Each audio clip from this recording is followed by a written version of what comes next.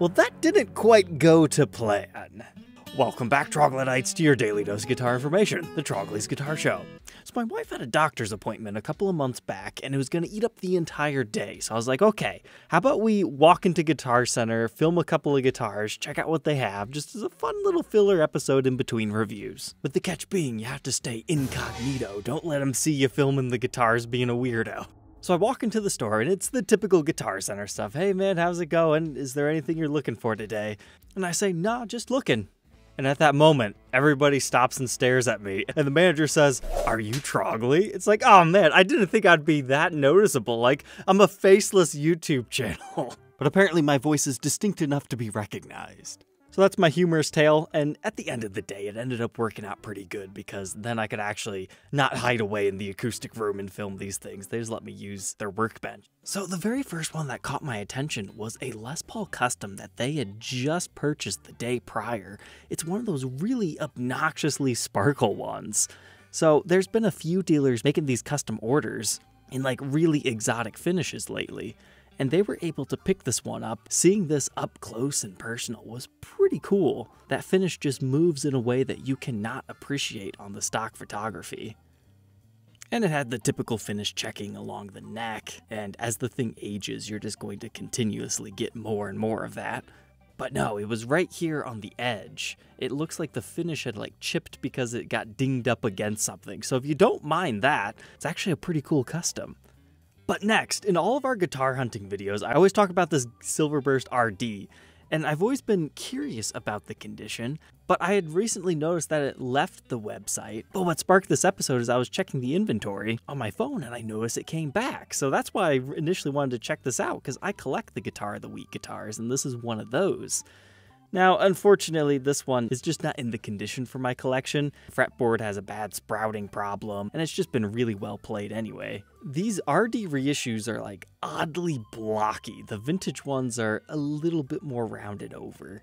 But then they had a gorgeous older Rickenbacker. It's got that cool cherry sunburst-like finish to it. We've reviewed a few of these on the show, but this one, again, it's one of those, you gotta see it in person to believe it because it's got this really nice subtle flame top. I was kind of tempted to, do some market research, see if we could make a deal. Because it's got that lacquered rosewood fretboard. It could use a little bit of a cleaning up, but for the most part, it wasn't in too bad a shape. The tag here says $1992 and $3,500, which didn't seem that bad for one of these as compared to what they are brand new. I'm not sure if it's still on Guitar Center used website, but feel free to check it out because I was impressed. If you like Rickenbackers anyway. But when they saw me checking that one out, the manager said, "Hey, wait a second, I've got something cool maybe you can help us with." So he pulled out this thing. It's a white bass. Unfortunately, this is not my forte, but they were questioning this whole pickguard system, whether it was original or not. And just off the cuff, I was like, nah, probably not. You can see some of the routes in between it, but this is a fretless bass.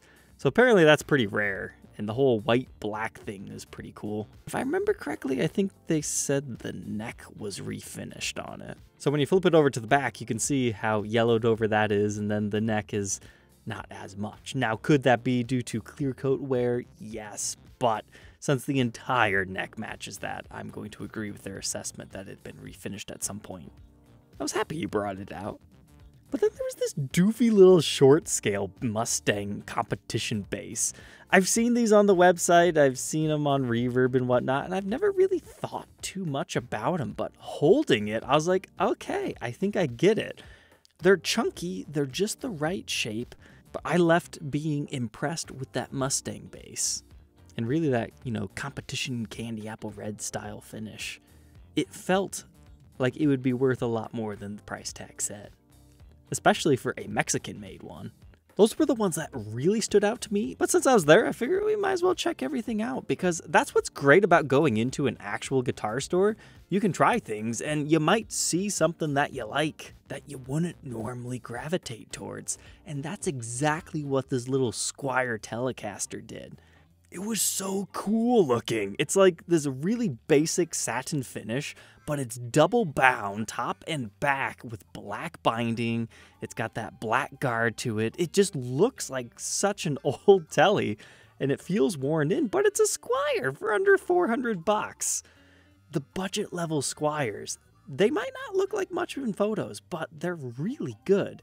I kind of miss documenting the Fender and Squier guitars. Then I had to stop and take a look at this good old Silverburst Epiphone Les Paul Custom.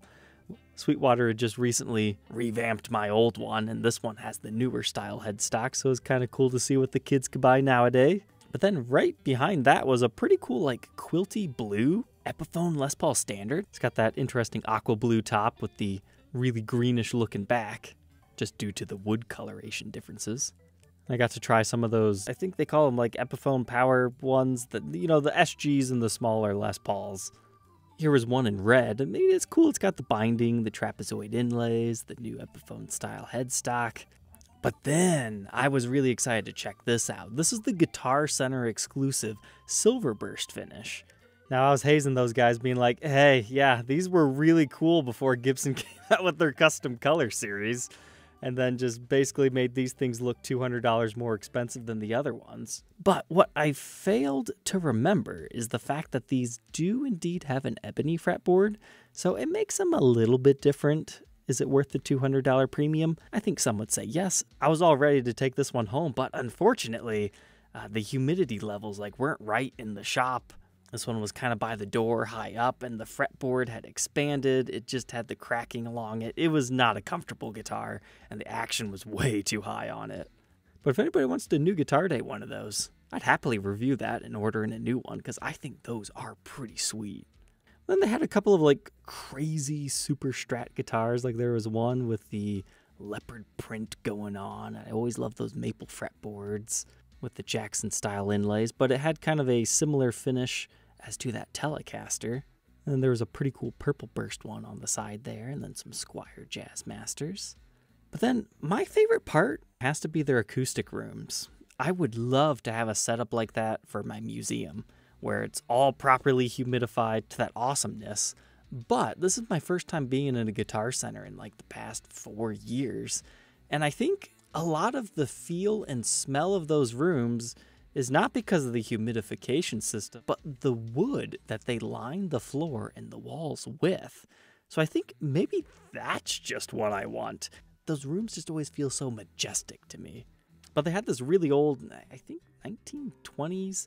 I have seen these things before. It's got the weird F-hole placements to it, but look at the action on that thing. Yeah, I think that probably needs a neck reset. But to be fair here, it looks like somebody replaced the nut with something that makes it great for slide playing, because that was initially meant to be a Hawaiian style guitar that you play like a lap steel.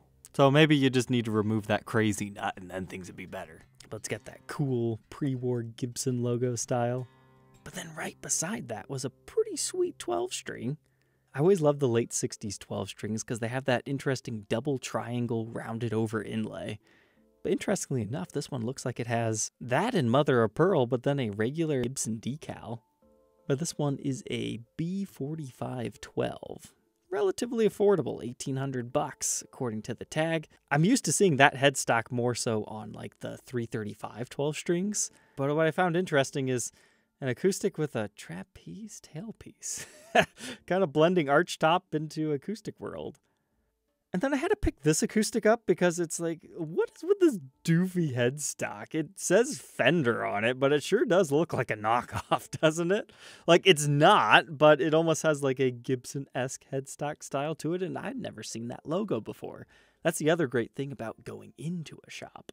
But that one was only 350 bucks. Apparently it's a 70s Fender F35 acoustic. Then I took a quick scan of all the other things. That was kind of a cool, almost quilty looking top. Looking back on it now, it seems to be some sort of a bird's eye. But then, as I told you, it's been a while since I've been at a Guitar Center. I had seen these in photos, but I didn't realize they were across all Guitar Centers now. They lock some guitars in their hangers. Which, I mean, when people are putting guitars down their pants and walking out the door, I can understand. That was kind of fascinating to me to see in the flesh. I guess you have to get permission to try the $3,000 Gibson acoustic, even though it's still within arm's reach. And then all the way up here at the top, I saw one of those new weird Fender things where it's a thin line acoustic that they threw a pickup on, but yet it still has the Fender headstock. I had wanted to try one of those. I thought it was so strange that they had put it so high up, because I feel like a lot of people will want to take that down and give it a go. But being all the way up there, I didn't want to bug the guys. I felt like I wasted enough of their time already. And I had one of my kids with me that day, and he was having a good time banging their drums and their wind chimes and all that other good stuff. But I thought that was a fun little tale I would share. Unfortunately, nothing to bring home that day, but being instantly recognized just by my voice made me chuckle. Guess I can't go into that store incognito. Alright, Troglodytes, I hope you enjoyed. Don't forget to like, comment, and subscribe, and we'll catch you tomorrow on the next one. Take care.